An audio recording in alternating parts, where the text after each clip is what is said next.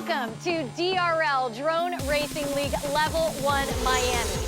The best drone pilots in the world have come together here at Sun Life Stadium, home of the Miami Dolphins, to face off against one another and a race course built for speed. Level 1 Miami is huge. It's on a grand scale. It's unlike anything anybody's ever flown before. We're flying around the bleachers, through the concourse, up this helical staircase. That's never been done before. Pretty much came into this event ready for anything. My expectations were not let down. We are clearing the area. Initiating SPV check. All right, pilots, goggles. How's the video? Ready to rock. Arm up. Arm check. I'm here to fly as far as I can go. 10 seconds, pilots. It's about to get crazy. This is the first heat of the first race of the 2016 DRL season. I'm Craig Hummer alongside Ryan Gurry, and we are in the qualifying round. 12 pilots battle across 3 races for the most points. The top 8 pilots move to the semifinals, and only 4 go on to the finals. There are 3 heats per race, and the first one is about to begin. 4 pilots, 4 drones. And Ryan, as you know, the start can be critical. Absolutely. A drone race can be lost at the very start. They need to accelerate rapidly while still controlling their elevation. Bapu in red in first, followed by Moke in orange, FPV Provo in white. Provo is looking smooth, and when you're smooth, you're fast. Fast indeed, he just passed Moke to move into second. One more gate inside the bowl before a complex turn into the first tunnel. Lining up for this is tricky. Oh, Moke just pulled off the pass, a tighter turn, moving into the lead, pushing Bapu into second. In these tight spaces, you have to make turns with steady control for the cleanest possible line. Moke continues to stay very clean. Oh, but Bapu miscalculates the turn, and that allows Provo to dive into second. I am really impressed with Moke. Full speed for the most difficult parts of the course. He is taking risks, and they are paying off. Provo has his work cut out for him in this dogfight as they enter the bowl for the final time. He is running out of real estate and options. If he wants to catch up, he better lay on that throttle. Keep things smooth, get that speed. Provo flying too low, overcorrects, and that's going to cost him. This looks like it's now Moke's race. And that's a common mistake that Provo made. Gotta keep your stick smooth. Moke through the last gate, stretch run to the finish. Whoa, somehow Provo has found an extra gear, but runs out of real estate. Moke takes the win. Provo comes up 0.2 of a second short. Let's look back at the finish. Provo hits that final turn perfectly. Gained a ton of speed over Moke. And at 80 miles an hour, that's what 0.2 of a second looks like. I had Provo right behind me, and it's 0.1 of a second between us. It's just about going as fast as you can, and you have to ignore everybody else. The vertical drop ended up being ever so costly for Bapu. Bapu did miss that turn, but he took the time to reset himself to enter the tunnel safely. These quads are so finely tuned and so agile. Every millimeter of a movement to fingers is shown in the quad. So being able to manage that is even more a factor than all the practice you put, on your weekends and your time off and stuff, because there's no pressure when you practice by yourself. The official results from the first heat. Moke gets the win, 91.5 seconds. FPV Provo finishes 0.2 of a second and 2 points behind. Rafa gets only 100 points because he didn't finish under the 2-minute time cap. The most challenging part was probably when you came out of the helical and you have to make a really funky turn into another tight tunnel. And I know at least one of those times it was full of smoke, and I ended up going through thinking I was fine, and the smoke started and I saw nothing but wall. There are 12 pilots in the qualifying rounds, but only 8 move on to the semifinal. After the completion of all 3 heats in our first qualifier, FPV Provo has moved ahead of Moke with 603 points. Next, the remaining pilots fight for a spot in the top 8.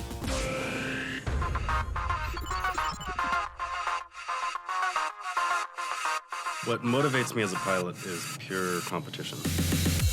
I want to be the best at it. As soon as you start getting beat by other pilots, it pushes you to start sharpening up your skills, getting faster. Anything I ever do, I always try to do my best. And hopefully the best is good enough to be the best.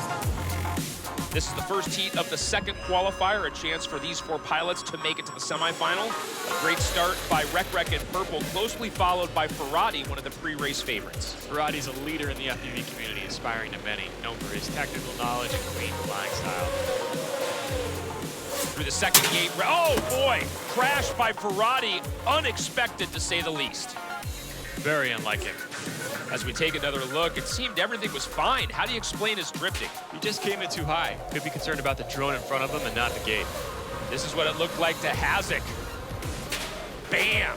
That is the way you end your heat. Ferrati is out, but there is still a race going on, specifically between Rec, the purple, and Hasek, the blue. This has become mano a mano, quite the duel. Yeah, this is a dogfight. It's incredibly tough to stay this focused. Keep your eyes on the line and not on your competition. It takes a lot of concentration. Into the first bomb, Rec in purple in the lead, being pursued and pressured by Hasek. These two are hitting incredible speeds through this back haul. Hasek uses his speed to move into first, but then Rec with an amazing maneuver to retake the lead. You're looking here at 2 different styles. Rec is skilled, smooth, and a little conservative, where Hasek is really aggressive and almost a little reckless. As they exit that bomb, that is the second checkpoint, which means another 50 points for each pilot as they try to reserve a spot in the final 8. These two are really on top of each other, pushing each other to their limits and maybe a little beyond. Beyond is right. Hasek's aggression finally comes back to bite him. Hasek takes an early apex, overcutting the line to the gate, and gets punished as he overcorrects. That's a nosedive. Rec alone on the course, but he is not going to let up. You get bonus points for every second you're under the time cap.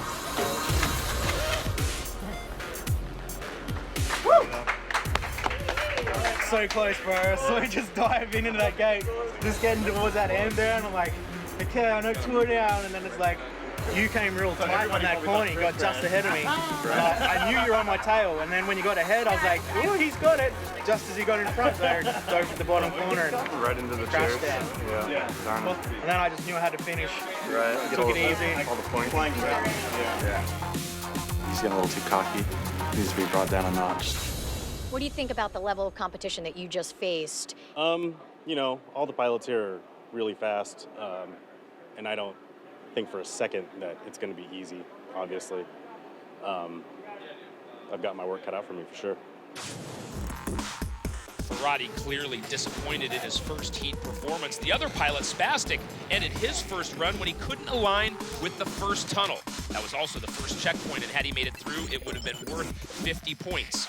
So as we take a look at the results, 2 men scored the best. Rec with the win, and the only man to finish, 457 points. Hasek with 100. I'd really like to finish top qualifier there, that'd be awesome. I think there's going to be some pretty good pilots coming up in the 3rd race, so I'm looking forward to seeing if they can beat my score.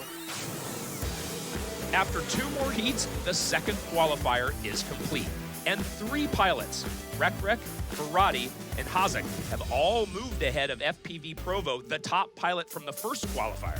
Next, the last 4 pilots get their shot.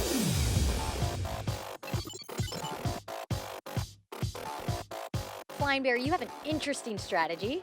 You are standing up, using your controller. Yeah, I've always been a person that has to stand when they fly. I like to move around. And if I sit down, I feel too constricted and my body can't move with the motions I'm trying to make. Commencing arm check. Do you think that that's an advantage or disadvantage going last as opposed to first out here? I think it's both. Going 3rd is good because you know where you have to be to advance, but it's also, I don't know. I'm a little fired up right now. 3rd and final heat of the last qualifier. 4 pilots left to fight for a place in the semi.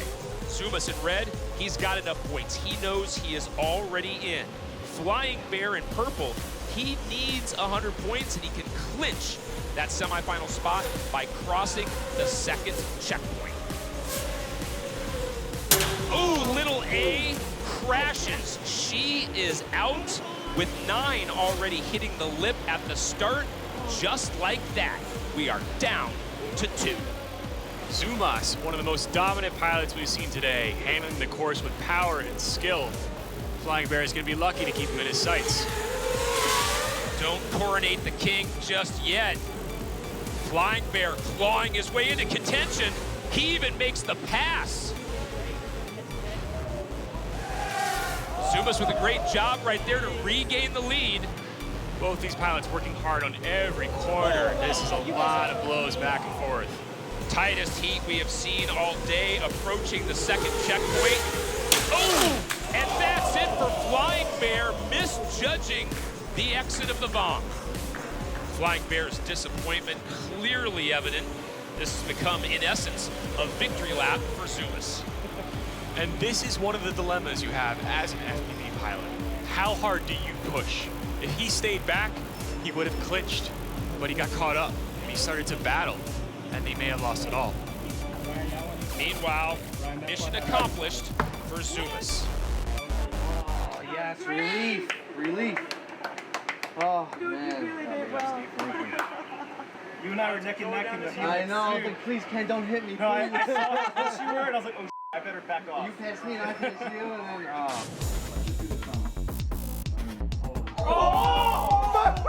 What the? It's a tie. If 5 feet more, he would have gotten the 50 points to get ahead of me. I got lucky. He got very unlucky. If Flying Bear had just bounced past the red bulb on the ground, he would have earned 50 points and clinched a spot in the semifinal. This is so painful from a pilot perspective, to be this close and crash. It's a tie right now for the 8th place. We've got 150 and 150. Bapu versus Flying Bear. So they're gonna have to get face off or something. Tiebreaker. I was surprised because my performance was so poor. I never thought I would have a chance. And to think I'm tied for the 8 spots, I still have a chance of making it. But I don't know what the tiebreaker is going to be. So I'm anxious to see what they're going to do about it. All right, guys. We didn't think this was going to happen. For the final place for 8th, we have a head-to-head battle. The fastest or the furthest. One drone. We have Flying Bear versus Bapu. We're gonna get set up, give us 5 minutes. Should we separate you two in 2 different rooms at this point? All right. This is gonna be a tough one. At the end of the 3 qualifying races here in Miami, Rec retains the top spot with 971 points. Zumas ends up in 2nd with 763. But the big story is the tie for 8th between Bapu and Flying Bear, each with 150. That final spot in the semis will be determined by a single head-to-head tiebreaker.